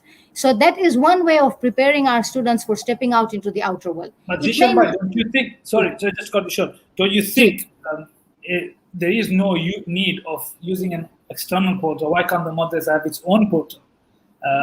Why can't we just incorporate everything so that it's accessible to everyone? But we're running a bit short of time, so I'll give you a minute to conclude about your experience and what you think the Madrasah might need to do to attract more students. So I would borrow words from Sheikh and say we keep on upgrading ourselves. And because the door is open for parents to also come and see us, there are coffee mornings, which we have had online meeting also with class 10 parents, class 11 parents. And I think it's an open policy where parents know that they can come to us and give us their feedback, which is highly valued, because obviously no system on earth is a flawless system. So we also have our shortcomings, which we would like to hear from parents on where they can assist, where we need to pull up our socks. And yes, we will grow together, inshallah, because it is a triangular approach where we are the madrasa and the student and the parents. And so long as the triangle is not complete, progress is difficult. So we need to have a complete triangle. We could also say that it's a circular approach, because if one part of the circle is missing, then it doesn't become a circle. I think triangular could come across as very authoritarian based, because if the madrasa is on the top, and if the kids and the parents... I'm just trying to play a bit of a depth. Yes, you're phrasing it better. Thank you. But anyway, all three parties are important. Sure. And maybe the scholar is the center of that circle, if you want to call it a circle. Good enough. Yes, so everybody plays an important role there, and all of us need to be alert and play our roles positively, so that we can groom our children and give them good tarbiyah and tazkiyah and ta'aleem. Thank you very much, Zishan Bhai. We're coming to the end of this, so I'm going to give the last 5 minutes. I'm going to divide it. Shafana Bhai, I want to ask you a question which ends this program before I go to Sheikh Nur ALIHUSSEIN. ALIHUSSEIN, I have a rapid fire round for you of 5 questions that I need a yes and a no. But Shafana Bhai, should madrasa be made more fun? Should it be something that people should look at? Kids, there is a debate with kids don't get anything at the end of the madrasa. When they finish madrasa, what is it that they get? What is it that they can go out there and say, hey, I finished madrasa, this is what I've done? Does the madrasa need a bit of an overhaul? Should it be run like a school? Should it be fun is the question. And the most important question of tonight, should there be exams? Okay, so first of all, I'd like to say everything that Sheikh Nur says. I really felt like applauding. He's he's spoken so amazingly. But Should madrasa be fun? Definitely. You know, the way we teach in madrasa, we have to make it so that when the kids aren't there, they're missing it and they want to be there. When they go off on their holidays, they're waiting for to come back to madrasa. And that is partly the parents' attitude towards madrasa and the teachers and how we're teaching and how we're conveying the messages. So for example, if I'm looking at my kids and they were learning last year for their exams, the life of the Prophet. And, you know, they had to go through their manual and it was very, very dry. But if we're changing things up a little bit and, you know, forgetting a little bit about the manual and thinking, these are the messages, we want to instill the love of the Ahlul Bayt, the Holy Quran and Allah subhanahu wa ta'ala into the hearts of our little ones. What we need to do is bring that into the classroom, teaching them not through textbooks and facts and figures and worksheets, but by, you know, bringing real life situations. So, you know, we should be like the example of the Holy Prophet. If we taught them, sat them down and teach them like his sunnah, his the things he used to do, like he used to mend his own clothes and mend his shoes. You know, teach the kids how to sew a button into a shirt. And while we're doing that, teach them other things like how much more effective is the learning going to be if we're bringing practical Islam into the classrooms. And these are the things we need to be doing. Like when we're teaching fiqh, rather than you know, teaching them the rules and getting them to memorize them, we should be giving them the risala and telling them, this is a situation, find me the rule in the risala, that where is the solution, and give me the rule number. And here you're teaching them a skill where later on in their life, when they're stuck at something, they can pick up this book and look for the solution or look for the answers, rather than trying to think back and remember what they've memorized. So it's about bringing real life Islam into the classroom. Gone are the days of textbooks and worksheets. We really need to be bringing practical things into the classroom. And you know, if we make the environment madrasa fun for the children, what's going to happen is they're going to be bringing their problems and the issues they have in school or with their friends, they're going to be bringing those into the madrasa rather than to their friends or to their teachers in school, which is what we want. And here's where like the brother said, that we wanted counselors to be part of madrasa, and this will play a big role here. So yes, does madrasa need an overhaul change? I think we're getting there. We're doing things slowly. The whole idea of madrasa, what it was before, in terms of before it was about parting knowledge, because the knowledge wasn't there. Today we're in a world where we have too much knowledge. You know, we have a lot of access to this knowledge, and the kids have this access to the knowledge. So our role in madrasa has to change. It's not so much about imparting the knowledge, it's about instilling the love of these holy personalities, the holy book, and Allah subhanahu wa ta'ala into their hearts. And about the exams is something I'm very, very passionate about. So I'm going to take 2 minutes to just say, should we have exams? No, I don't think, whether it's in school or madrasa, should we be having exams? No, because especially in madrasa, if we're teaching topics like Islamic history and akhlaq in such a way that we're entertaining the kids and making it fun, we don't need to test them on it. They will remember it. They will want to remember it. And if we're you know, just because you do well in an exam doesn't make you a good Muslim. So I don't see the purpose of it. Also, if we're doing an exam, and I'm just going to take another minute, like I had to invigilate an exam in madrasa before COVID, and one of the questions on the exam paper was dash is the ascension of a mu'min. As I was walking around, only one student got the answer correctly. Okay. And this is such a beautiful concept. And if we could, if this was explained so well in the class, everyone would have got it right. Now the kids will go back, they'll do their paper corrections, and they will get those students who got it wrong will know the answer. And if they were to be asked again, they won't get it wrong, they'll know the answer. But have we taught them the lesson? Have they got anything from it? No, the essence of that lesson is lost on them. They just did it for the sake of doing the exam. So if we're doing exams, if we're going to do exams, I think we need to change the thinking about it. We need to do it from a teaching point of view. We need to say, yes, we're looking at, we're examining the kids 50% of them got this question wrong. This topic, rather than saying it was a student's understanding that wasn't there, maybe it was a teaching thing. Maybe we didn't teach it to the best of our abilities, and we need to revisit that topic. So rather than using it as a tool to examine the students, we need to use it as a tool to reflect on our teaching. So that is my 2 cents worth. And if we are making... Before I let you off the hook, the question to you is, should the madrasa be run like a school in terms of professionalism, in terms of dedication, in terms of the thought process? No, I don't think a madrasa should be run like a school. I think we are so much more than that. A school is there to impart knowledge, just to make sure that, the kids get that knowledge. We don't want to just give this knowledge to our children. We want them to implement it in their lives.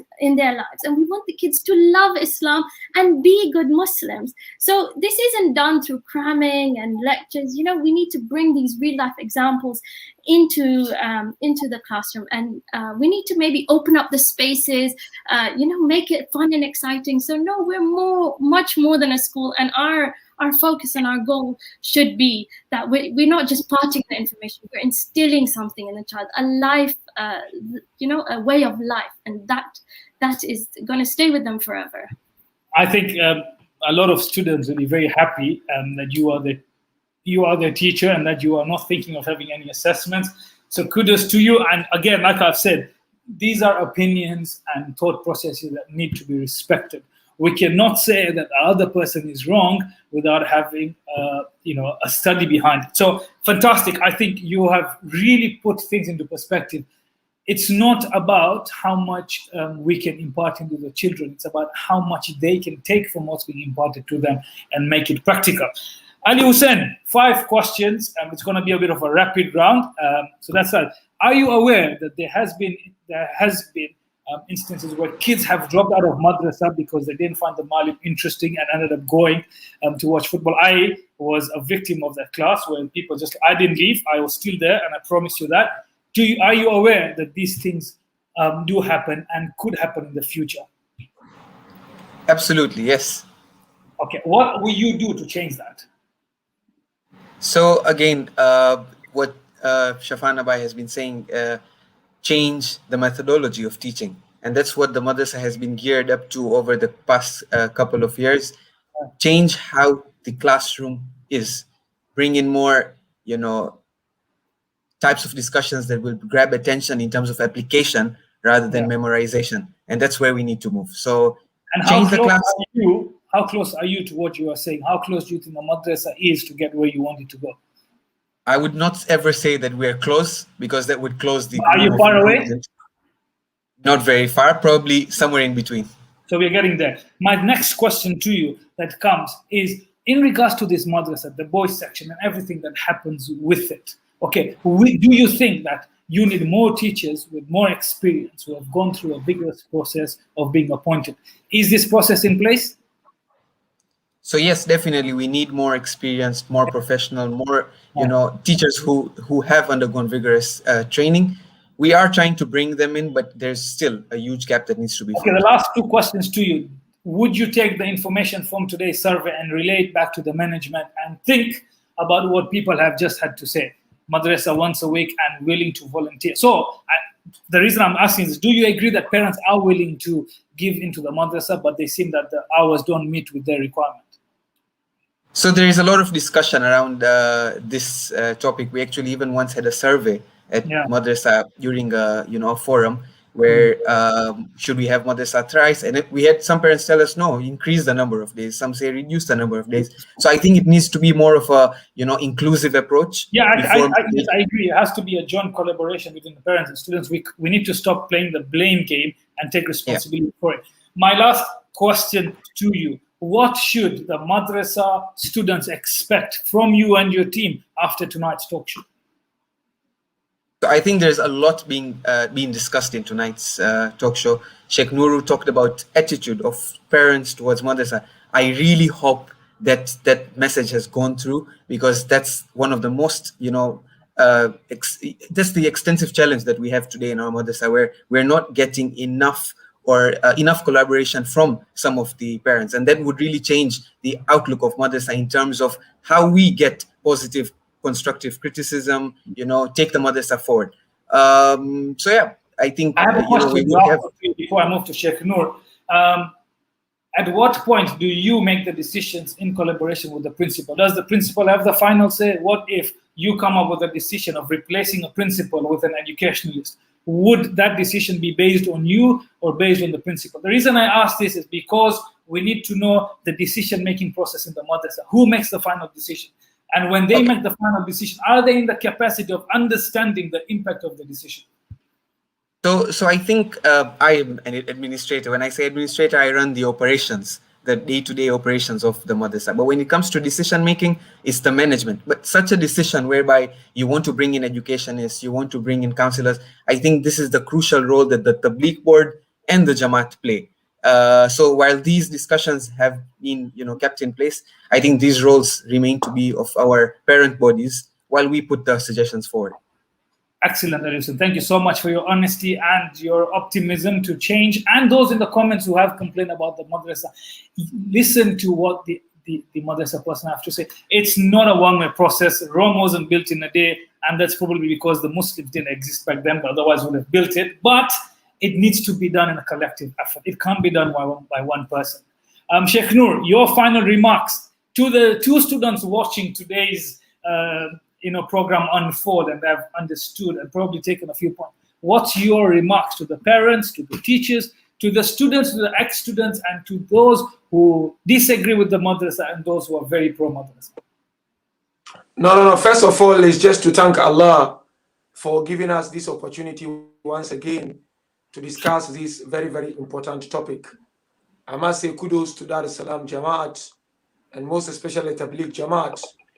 Maybe this is the first of its kind in all our Jamaat, having online discussion about our madrasa. I do appreciate it's a very hot discussion and very difficult one for that matter. But all the panelists have done very well. And Alhamdulillah, especially Sania and Hassan Sharif, really proud of you guys and looking forward to seeing you guys teaching our madrasa. And of course, Hassan, you mentioned earlier on you are teaching in Canada. Wish you all the best of luck, but we are really proud of you. And of course, ALIHUSSEIN, Shafana, and ZISHAN Auntie, keep up the good work. Keep up the good work. So my final message to all is that, dear children, daughters and sons, don't give up. Our madrasa is trying its level best to reach out to you and to take care of your needs. Give them that support. It's very, very important. When you as students or people give that support, Allah also will help. And second message is to our parents. As I mentioned earlier on, the parents are primarily responsible for the religious education of their children. As scholars mentioned, we have what is called ri'ayah, and we have what is called ta'lim and tazkiyah, which Ri'ayah is taking care of, is to provide someone what he or she needs in life. It is the responsibility of the parent, that one, and ta'aleem also, and tazkiyah also. So please, dear parents, do not get tired. There is reward in making sure that you give your children the best Islamic education. Seek to partner with the madrasa, with the admin, with the teachers, to take the Islamic education of our children to the next level. I think it's of great importance, and that needs to be done. Thirdly, of course, is to madrasa itself and to the teachers. It is not easy. This is the work of Ahlul Bayt and the work of the prophets of Allah. They taught. It wasn't easy to give ta'aleem and tazkiyah and tarbiyah. Be patient and accept constructive criticism.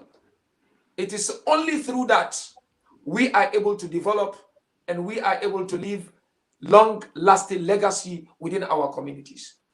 Typical example is the Hausa of Imam Ja'far al-Sadiq alayhi salam. He taught so many. Some of those who graduated from that institution were not necessarily lovers and followers of Imam Ja'far al-Sadiq alayhi salam. So, my dear teachers, Madrasah, be open for opinions, be open for discussions. It doesn't mean that you must take everything on board. But at the end of the day, we are human beings, and we are by nature changeable personalities. Of course, we don't want change for the sake of change. We want positive change. So take it on board, be patient. And I really urge you, the Madrasa admin, the Tabligh of Dar es Salaam, and the teachers, find a way to partner with the parents. I'm sure maybe you did that before, but do it in a proper way, where you invite them, even if it is via Zoom, if physical meeting is not possible. Listen to them. Ask them, what is it that you want? We want you on board. And when I talk of parents, I'm not talking of parents of Madrasa going children alone. Madrasa is for all of us, whether we have children who are Madrasa going or not. It is the backbone of our community. Believe me or not, my dear brothers and sisters, without Madrasa, no community. Madrasa is serious. Wallahi. Member is just there to complement the work of Madrasa, if you ask me. Just 1 hour, Maulana sit there and talk. And Friday, 30 minutes, 1 hour. Madrasa, you have 45 minutes with those children. And these are the future of our community. The time you have with them during Madrasa, Maulana or member will not have same time with them. And so therefore, my humble suggestion to Madrasa is that seek to reach out to the parent again. Let's have this partnership and do this maybe twice in a year. At least twice in a year. Every 6 months, call all of them. I know you do parent evening, that's separate. Here I'm talking of a gathering where you report to them and you hear from them. And why not have a circular where now and then, I don't know if you have it in Dar es Salaam or not, where you report to them the progress that you are making in Madrasa. And last but not least, to the former students of the Madrasa. You know, yes, Madrasa cannot be run like any other school, but there are things that we can learn from schools. They may not be Muslims. What can we learn from them? Look at top-notch universities across the globe are run by former students, alumni. Can you imagine if the alumni of Dar es Salaam Madrasa decide to come together and say, you know what, we're going to try whatever it takes, financially, time-wise, know-how-wise, to support this Madrasa to take it to the next level. What do you think? Look at your Madrasa. How many doctors do you have today from that Madrasa? To have a committee of doctors or medical practitioners. You as management meet them. This is a work. But it is only through this Madrasa we can prepare for the reappearance of Abu Salih al-Mahdi. How many engineers do you have? Call them one day and say, you know what? This is your Madrasa. You guys have experience in life. What do you want us to do? And there are elders within our community who taught in this Madrasa, and they are no more teaching. One day have a forum in them, with them. Do you have any advice for us? So what I'm trying to say, this partnership, I really find it very, very important, and it helps a lot. And I hope and pray this is not the beginning and the end of this conversation. As I said, hats off to all our teachers, hats off to all our Madrasa admins, hats off to all our parents, and most importantly, hats off to all our kids who go through a lot of learning during the week, but they still come to Madrasa. Seeing their faces every Sunday or Saturday are just amazing. And I know we will not let them down. We'll keep building them, and they'll make us proud, inshallah. And I'm sure ZISHAN auntie, she knows some of those that she taught. Some maybe now in Canada, maybe now in UK, and they are reciting dua. They are doing so many. I'm sure you are proud of it, isn't it? So keep it up. Those are our success stories, Sheikh. Sheikh, those are our success stories. MashaAllah. Thank you so much. So I have I didn't share all this, share it, inshallah. I have a success story to share with the viewers today. The president has just got in touch with me, who has been watching this program, and has said that there is a reason that town hall meetings, like he discussed in his speech that was released earlier, Jamaat has a program to do and has a plan to do town hall meetings, which is that every individual of the Jamaat comes in a collective manner at mosque, that you come in and you express your opinions and your views, and the Jamaat also gets to hear from you and you get to hear from the Jamaat, which builds the network. So the idea of meeting parents of Madrasah is very important and is in the works, and the Madrasah is already in the process of forming a board, which is another great news. The Tabligh management is already in the process of forming a board that is going to be looking into this. The president also appreciates all the volunteers and the teachers and the students for trusting the Madrasah. Before I end tonight, my dear viewers, listeners, parents, teachers, students, alumni, brothers and sisters, I have one message to you. The Madrasah is not a babysitting center.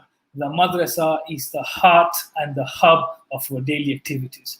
The Madrasah is the torch that is going to light the end of the tunnel for us. And if we don't start recharging those batteries now, we will be in a very, very difficult situation. We have expressed our views, we have aired what we think, and the relevant authorities will do its job. But remember that if you do not help yourself, you will not end up in any place. Allah helps those who help themselves. And if this is the institution of Allah, then if He is going to help you, then you also have to pull up your socks. And before I end, to my amazing panel today, it's the first time I've done an interactive discussion for 1 hour, 55 minutes and 38 seconds and not had a massive drop in views. So whatever you have said today, when you go home tonight, remember that whatever you have said could either encourage someone from joining the Madrasah as a student, as a volunteer, as a teacher, and that could change a life. But I just have one final note for all of you, our dear viewers. Our one and only man who loved the Madrasah is no longer with us. An individual who loved the Madrasah, an individual who took over the role of Tabligh because he valued and cared for it. And that's none other than Said Hassan, who also is a product of the Madrasah. So remember that when you look at those sitting at the top and those celebrities, the Muslim celebrities that we have to look up to, remember they also went through the Madrasah. So if you want to get up there, you better start from the bottom so you can get up there. So before I end tonight, can you please have a Surah Al-Fatiha for Said Hassan? But I also want to appreciate on a personal level the Jamaat and the Tabligh board to encourage discussions as such on a platform that is available to all is a commendable act. It's not many who would like to embark on this journey to let everyone air their views on a non-censored platform. So to the president and your committee, to the Tabligh team, thank you so much for the approval for doing this program, and I hope it has got some good in it. And we end with the Surah Fatiha for Said Hassan and all marhumin. And on that note, Assalamu alaikum wa rahmatullahi wa barakatuh.